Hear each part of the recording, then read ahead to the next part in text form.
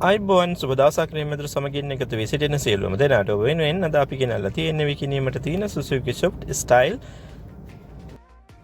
Sport car එකක් පිළිබඳ විස්තර.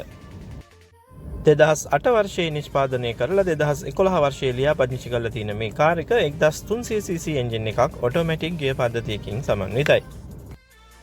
මේක AC, power steering, power shutter, power mirror, center lock, alloy wheel ඇතුළු බොහෝ පහසුකම් තියෙන full option කාර් එකක්.